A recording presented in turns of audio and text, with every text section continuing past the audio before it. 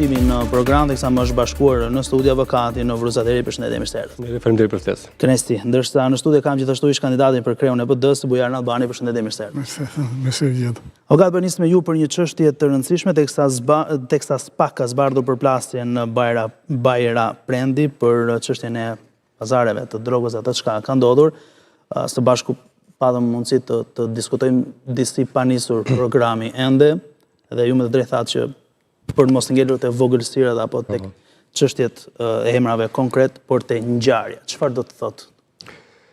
Në radhë parë, kjo ngjarje është një fenomen shumë shqetësues për gjithë shoqërinë tonë, dhe unë jo pa qëllim ju thash dhe para se të fillonim emisionin që jo të ngelim thjesht emra, sepse ka shumë tjerë që kanë bërë këtë gjithë, dhe ndoshta në këtë emision ne nuk se të zbardhim diçka. Janë institucione përkatëse ato që e bëjnë zbardhjen e ngjarjes, arsye pse shkon, pra ato që kërkon ligji për të përcaktuar. Unë këtë do të shkoj në dy elemente, e para një në aspektin politik dhe në aspektin tjetër pasaj shoqëror. Pra të dy këto komponent janë ndihmues le të themi në këto lloj krijimit të këtyre ngjarjeve. Ne si shoqëri nuk mund të heshtim thjesht dhe vetëm kur ndodh një moment i caktuar, themi që si ndodhi kjo ngjarje, dhe besoj ju dhe unë e dim shumë mirë që nëpër kaferat e lagjeve diskutojnë këto fenomene, e bëri ai, e bëri ky për këtë arsye apo ka suportin këtu. Ndërsa kur dalim dhe flasim para publikut, flasim me një gjuhë më të drujtë dhe për thënë që ta lëmë një si fenomen të izoluar dhe e dinë ata këtë gjë. Nuk është kështu. Ne si shoqëri nuk reagojmë. Ne si shoqëri na pëlqen që shpeshherë të ndihmojmë në këtë situatë. Unë do më lartë se para 2-3 ditësh, jo në rastin konkret, por për diçka tjetër, raport me një klientin tim, më foli për një personazh le të themi të botës së kësaj natyre dhe më tha që ishte shumë i respektuar në zonën tonë.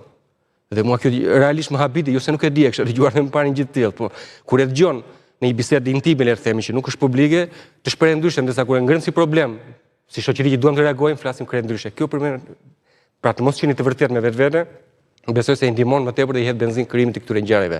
Pastaj politika nga ana tjetër që është diskutuar shpeshherë kjo gjë, pra këtë lloj grupesh nuk mund të funksionojnë pa mbështetjen e dy këtyre komponentëve. Shpeshherë themi që është vetëm politika ajo që i mbështet. Unë do të them që dhe vetë shoqëria në mënyrë direkte apo indirekte i krijon kushtet e favorshme për të ndodhur këto ngjarje dhe vetëm kujtohemi dhe reagojmë vetëm në momentet që ato ndodhin realisht dhe kanë pasojë siç ishte në rastin konkret, që me të vërtetë është një rast shumë sidomos për zonën, por jo dhe më gjerë saj. Në kuadër të punës tuaj të përditshme, të asaj çka konsideroni, jetoni, shikoni dhe mund të lexoni nëpërmjet statistikave, çështja e kriminalitetit në vend është një situatë në rritje, në rënje, është një konstatim që bëhet i drejtë në kontekstin mediatik apo në raporte, apo mbetet thjesht një perceptim publik, sepse ndoshta ju jeni ndër ata individ që mund të gjeni edhe më pranë klientëve, apo duke ndeshur kështu dhe problematika të ndryshme me kolegët tuaj. Unë do mundem të jem sa më profesionist në këtë lloj përgjigje. Unë do thoya që gjithë ato që ju përmendën ndoshta ndërthunen të gjitha me njëri tjetrin. Është pak perceptim, është pak statistik, është pak fryrje që bën media shpeshherë. Dhe do ndaloj pak te ky e fundit. Fryrje që ne mendojmë se duke folur për detaje shumë të hollësishme për krimin, ne në një farë mënyrë mendojmë se i bëjmë shërbim dhe tregojmë realisht në çfarë mase është krimi. Por nuk është kjo e vërteta. Statistikat janë ato që janë. Perceptimi është ai që është dhe realiteti shpeshherë flën ndërmjet këtyre dyave, por shpeshherë dhe ndërthuret me këto. Kështu që nuk mund të themi me një statistikë saktë. Unë do thoya që nga eksperjenca ime, që nuk është e vogël, le të themi, për shkak të moshës që kam dhe punës që unë bëj, profesionin tim, unë do thotë se krimi thjesht ka dhuluhatit e veta, por qëndron në të njëjtat nivele. Mund të lëvizë diku më tepër për një lloj kategori veprash, pastaj mund të fokusohet diku tjetër, por në thelb ne si shoqëri, le të themi, po për do të ndoshta një term jo të duhur, prodhojmë të njëjtin lloj kriminaliteti të caktuar për shkak se këtu ekzistojnë dhe vepra dhe kështu funksionon kjo si shoqëri, shoqëria jonë në këtë formë është ndërtuar dhe funksionon fatkeqësisht do të thojë. Albani, Berisha shpesh citon apo element të ndryshëm të figurës politike, kryesisht të opozitës, narkoshtet. Është krimi sot një fenomen që u zhvillua sot apo është i trashëguar? Si nga i trashëguar. Lazarati i Berishës ka qenë me nam në kohën e Berishës edhe mbas Berishës. Ju e dini shumë mirë edhe avokati duhet ta di që u përdorën o vuran polica dhe kur erdhi mbas 2013 që e goditën atë qendër. Kështu që jo se nuk ka qenë i njohur.